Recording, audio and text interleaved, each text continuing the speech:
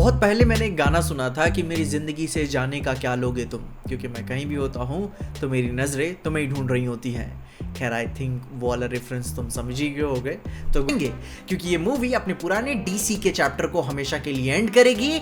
खैर अपनी कोई सेंटी होने की इधर बात नहीं है, अपन अभी इधर प्रेजेंट में ही जिएंगे, एंजॉय करेंगे चीज़ों को।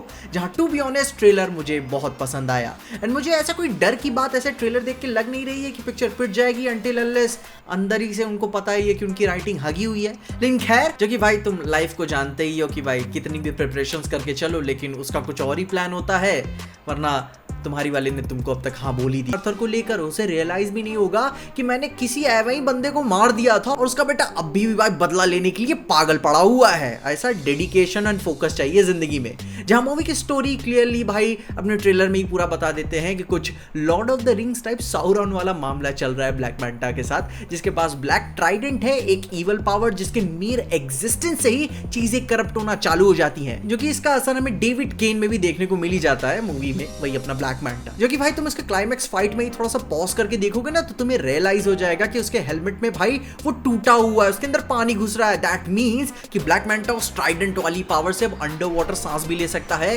भाई यार उसे और ना जाने क्या क्या पावर्स देगा, उसकी आंखें की ग्लो कर रही हैं भाई, सुपर ह्यूमन के लेवल से और ऊपर जाएगा, डेड को जिंदा कर रहा है और भी पुरानी उनकी कोई प्रोफेसी वाली वॉर होगी कि भाई इन चीजों को एंड होना है, वापस लेकर आ रहा है उन्हें। एंड जो कुछ भी ब्लैक ट्राइडेंट का कर्स है एंड उसका एग्जीक्यूशन है बहुत मस्त लग रहा है। मैं बता रहा हूँ कलर्स एंड सिनेमेटोग्राफी जो यूज की हुई है काफी खूबसूरत लग रहा है, जिसमें से मेरे माइंडों में ये बहुत ही हद तक लॉर्ड ऑफ द रिंग्स के साउरॉन जैसा लग रहा है। क्योंकि फिर उसके बाद होता क्या है, फेलोशिप की तरफ वो एक्सपेडिशन पे निकल जाते हैं जहां आर्थर अपने स्टेप ब्रदर ओम मैरियस को कैद से छुड़वाने जाता है, जिससे नेटिवली डेजर्ट में ही कैद किया गया था कंसिडरिंग हिज पावर्स। जिसमें एक बहुत ही सस्ती सी अंडरलाइन प्रेडिक्टेबल कहानी भी चल रही होती है कि आर्थर एटलांटिस का तो राजा है मगर किंगडम का असली हकदार उसका हाफ। मजे मजे में मैं तो राजा बन गया था मगर राजपाट का असली हकदार तो तुम ही हो, तुम ही उसे संभाल सकते हो, मेरे से नहीं हो रहा है। बच्चे उसके हो गए, वो पप्पा बन गया है, राजा होते हुए भी वो अपने कपड़े खुद ही सुखा रहा है, कुत्तों वाली जिंदगी, विच क्लियरली इंडिकेट्स कि उसे अपनी बेबाक सी हिप्पी लाइफ अभी भी उसे वापस चाहिए जैसे वो पहले जिया करता था। जिससे अब वो दी फ्लैश का पोस्ट क्रेडिट सीन क्लियर हो जाता है और वो सेंस बनाने लगता है कि एटलांटिस के भाई राजा को नशे में धुत नाले में गिरने की क्या जरूरत थी, उसे जरूरत ही क्या थी बाहर निकलने के लिए दारू पीने की। वो एक बार बोल देता बियर की बोतल आ जाती,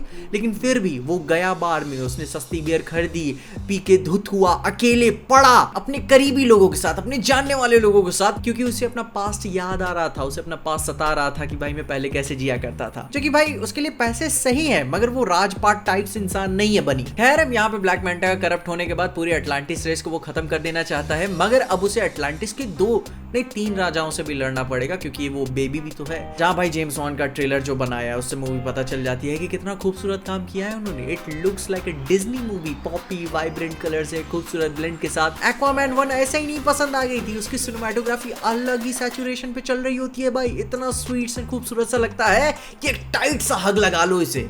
एंड हग से याद आया एम्बर हर्ड, जहाँ एम्बर हर्ड की याद करें तो भाई इतना गंदा किसी के साथ करना भी नहीं चाहिए था। पिछली पिक्चर में भाई को लीड थी हीरोइन, एक्वामैन की लव इंटरेस्ट, भाई इस बार उसने ट्रेलर में बस 1 सेकंड मिला। तो भाई लोग इससे अंदाजा लगा ही सकते हो कि तुम्हें बहुत एम्बर हर्ड मूवी नहीं देखने वाली, क्योंकि यहाँ पे सिर्फ मैं ही नहीं पूरी मर्द प्रजाति have been suckers for toxic women. अलग ही आग से खेलने का अपना नशा चढ़ा रहता है, किसी दिन बहुत ही गंदे वाले लौड़े लगेंगे अपने। इलोन भैया जैसा पैसा भी नहीं है कि खेला करके मामला दबा दिया जाए। खैर अभी किसी की व्यक्तिगत जिंदगी में ज्यादा पर्सनल भी नहीं होते हैं, मे बी शायद मूवी में उसे मरवा दिया गया हो, आई मीन मार दिया गया हो, मगर खूबसूरत चमकदार लाल बाल, हसीन चेहरा, गुलाबी गाल देख के ध्यान नहीं भटकाना बॉयज, क्योंकि गोल पे रहना अपन को। इट्स अ ब्रोमांस मूवी, उसकी इज्जत करो। कितना ही पिक्चरों में हमें भाइयों के बीच में प्यार देखने को मिल जाता है, वरना जानते ही हो ना हर पिक्चर में वो जो कुछ रिप्रेजेंटेशन डाइवर्सिटी ये वो दाएं बाएं, तुम वो जानते ही हो हर दूसरे सुपर हीरो पिक्चर में क्यूटनेस से चक्कर मौत से टक्कर हो जाता है। खैर ओवरऑल मैं ये नहीं बोलूंगा कि मुझे बहुत ही ज्यादा पागल कर दिया भाई इस ट्रेलर ने कि अरे मोरी मैया क्या दिखा दिया भाई, दिल खुश हो गया, pull down your pants I want to suck your dick. नहीं, इंप्रेसिव है, इतना कुछ होने के बावजूद भी पिक्चर अगर असेंबल करके बना रहे हैं, बहुत बड़ी बात है। अच्छा लग रहा है इसे देखकर, क्योंकि अगर कायदे से देखोगे ना तो इस पिक्चर के लौते 4 कट बन के निकल सकते हैं। एक तो भाई एम्बर हर्ड वाला, उसको पूरे रोल में उसके भाई को हटा के इसको मेजर रोल में डालकर, उसके बाद एक बेन एफ्लेक के साथ एक एक्वामैन का जो जेम्स बॉन्ड की इंटेंट किया होगा ओरिजिनली उन्होंने, एंड इतने सारे परपंच के बाद एक फाइनली हम ये जेम्स गन का जो रगड़ा पे तगड़ा कर रहे हैं, ये कट हमें देखने को मिल रहा है। मे भी क्या पता वो पास्ट में एक तो सुपरमैन वाला भी कट रखे होंगे अपने पास, जो कि हेनरी कैविल के साथ जो पास्ट में बकचोदी हो गई थी, क्योंकि सुनने में आया था वो और भी कई सारे कैमियो शूट करके रखे हुए थे जो अभी हमें कभी नहीं देखने को मिलेंगे। जहां फ्रॉम अ डिस्टेंट ये मूवी किसी भी तरीके से पुराने डीसी के नए डीसीयू से कनेक्शन नहीं रखने वाली है, अंटिल इसको पोस्ट क्रेडिट में कुछ आने वाली टीवी सीरीज के बारे में कोई टीज ना हो। पता नहीं यार, शूट भी तो नहीं हुआ है, क्या ही दिखाएंगे हमें। बट ओवरऑल ऐसे इधर इट लुक्स लाइक कि James Vaughn will pull it off, क्योंकि वो ऐसा कोई खराब काम नहीं करते। वो इनहर्टली दिल से एक अच्छे डायरेक्टर है, वो चांसेस लेते हैं। एक्वामैन 1 का भाई क्लाइमैक्स याद है ना, इतना बड़े स्केल पे था कि भाई कोई बात ही नहीं है कंपैरिजन की उसकी। मजे आ गए थे देखकर, और वैसा ही मजा मैं अभी भी एक्सपेक्ट करूंगा। बाकी मूवी स्वीट सी लग रही है एंड कुछ ऐसा एक्स्ट्रा ऑर्डिनरी नहीं है, बस वही प्रोफेसी ऑफिसी मैजिक वजिक वाली बातें हैं जिसे ओवरऑल हम इंजॉय करेंगे। आपको भी थोड़ा सा एक्साइटेड छोड़ के जाता है कि हाँ इसके लिए थोड़ा सा तैयार रहना है कि चलो भाई इट लुक्स फन। वैसे फन रहने की उम्मीद भी क्यों ना करें, क्योंकि भाई डीसीयू की आखिरी पिक्चर है, एक आखिरी बार ही सही। एंड इन सब बातों के ऊपर अगर एम्बर हर्ड के थोड़े क्यूट मोमेंट्स, नहीं पीजे नहीं, ऐसे और तो दूर रहते। Okay bye bye tata. और सारी वीडियोस आपको देखना है तो इधर आपको रिकमेंडेशंस मिल जाएंगी, मगर तब तक के लिए देखते रहिए पीजे एक्सप्लेन।